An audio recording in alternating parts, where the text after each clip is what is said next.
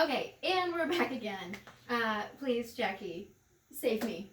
Okay, Tell me we what are it's back. like. So this is a really cool winery in Getaria, in the northernmost part of Spain, in the Basque portion, in the Chacli region. So this is Bodegas Ayazpurua. The cool thing, I actually snagged a little bottle over here to show you. That we also here at Tastings carry the white, which is so delicious Yeah, with it's so all good. seafood, and it has that slight tingle and effervescence as well. So that's a really fun wine that's made with 100% Andrabi Zuri, which is the 80% of the rosé is made with that, and 20% is made with Andrabi Belsa, which is the red grape in the Chacli I love when region. they do red grapes. They do in red rosé. grape. I love that. Yeah, red grapes, and this is 20% that, and then they blend the two together. This winery was actually founded in 1905, and they're super traditional house. Most of their vines are, they're in between 10 and 60-year-old vines, which is really cool. Female winemaker, her name is Maria Jesus, and she's third generation winemaker in her family, and her daughter is starting to take over and take the reins. So these wines, they are right on the ocean. Yeah, you smell it. Yeah, it's salty, has this cool salinity to it. Almost has this oyster brine in this rosé this year. It is briny. It is chalky. It smells like crumbled up white chalk to me. It has some cool herbs. Yeah, there's some cool herbs in here. Vegetal characters. Mm-hmm. It's not green though. I wouldn't say green like grassy green. It's just like this vegetal herb there's thing, like some but it's spearmint. salty. It's a really cool wine. I mean, if you want to pour yourself some, if you're in the mood for something funky, this is it. This will scratch that itch. It is a cool wine. There's some really cool spearmint and almost like chamomile, a bunch of herbs and tea and stuff on this wine. But I get a little chamomile. Yeah, super salty, high acid. The cool thing about Chacli is it's lower in alcohol and higher in acid. So you can drink more of it, and it's great with all seafood. 1,000,000%, that is what that Basque region is known for, is their seafood. So I know that Chiquiteo and the Basque Market are doing to-go food. So go support a local Basque-owned, operated restaurant and get some to go with either the white or rosé with Bodegas Ayazpurua. Yeah, super cool wine. It is just gets ya. Well, when I first tasted it, that tingle hit. You've got that little sparkle in the wine, and then you also have that super high acid, so your mouth is just dancing with feeling. I love that. And before I pour this next wine, the reason we're drinking out of these glasses, we have these flutes here. You can use a traditional flute. Use whatever you're comfortable with in wine, whether that be a red solo cup or a champagne flute, or a really cool, what are those? The coupes, those old school styles. Dress up, put some lipstick on, and pour into a coupe. It's great. These are great for parties. They're great for parties, and they're really sexy, and they keep the stream of bubbles alive and rolling. Yep. I tend to like to drink my bubbles out of a more traditional just wine glass, sometimes a white wine glass, because you can smell a lot more. Yeah. So if you try to stick your nose in a flute, the wine's not as open, and so it doesn't give you as much aroma, and I tend to love the nose. Sometimes I'll sit there and smell a wine for... You're so much more formal than me. I'm like, no, I want to look like I am laughing. I want the flute. Want the flute.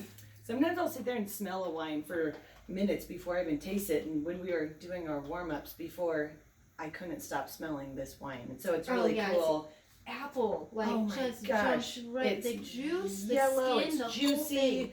yellow apples, crazy. This wine is really, really fun, and for me, all three of these wines are delicious in different ways. I love the Col Fondo style. These are super fun and funky for hiking and camping and golfing, and rosé season's upon us. So if anybody's having any type of seafood, just grab that Ayazpurua. This wine to me is super special. This is a winery in Oregon called Melon Meyer, and the owner and winemaker Bobby Rowett actually is from Boise. So he went to U of I, he worked at the Boise Co-op wine shop, and he actually apprenticed under Melanie Krause at Cinder Winery, which is really cool. And then he was just really interested in making his own wine and wanted to learn old school methods. So he moved to France and worked at Mastic Gourgagnier for a while. and he started Mellenmeyer in 2013 in Willamette Valley. Their winery is right at the top of Dundee Hill. Oh, wow. And he makes all sparkling.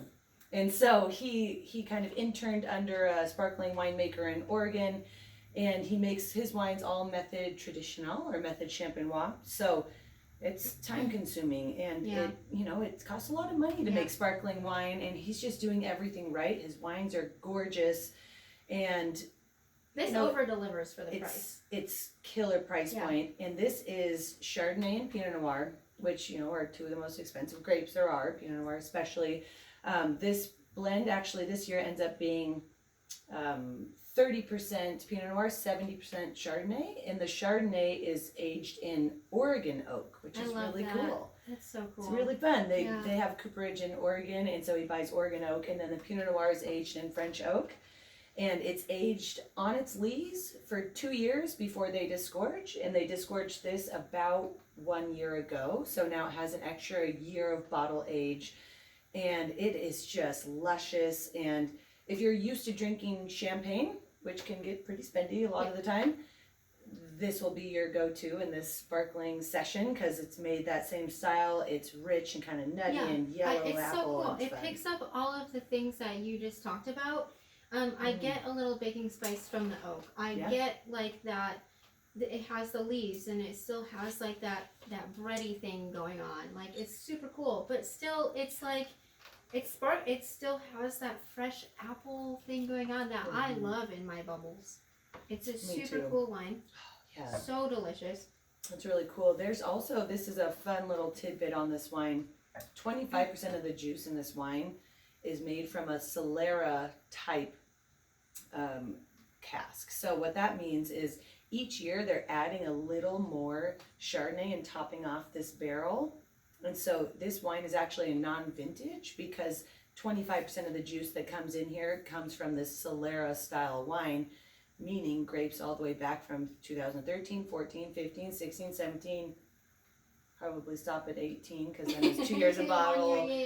So it adds this cool oxidation and kind of nuttiness to it. So there's just a lot of richness and texture to this sparkling wine. And so I'm really proud of Bobby. He's a cool guy. He comes to Boise all the time, and his wines are absolutely delicious, and we're super lucky to carry his wines in our portfolio. Yeah, and you get a little taste of what the vineyard was doing throughout the years. They're little Chardonnay grapes, so super cool. I dig it. I love this wine. Celebrate too. Yes, cool, I need some more. Successful Idaho winemakers. Well, before I pour myself more, I will remind you that again, all of this wine is 15% off if you purchase all of them at once, 10% off individually. They're all awesome. I mean, really, we're about to, everything's opening back up and we can have backyard parties again. So buy those bubbles and celebrate, or just buy the bubbles like Jackie and I and drink them. Anyway. So I have what you're going to do for your losing at rock, paper, scissors here. I want to find out. Just all you have to do is open this bottle of wine for that you just shook for Sarah. That you just shook the crap out of. That's rude. It's gonna be fun. Let's just do it. That's rude. I'll do it though. That's scary. I'm not scary. I'm gonna do it right now. Okay. Can we cut again?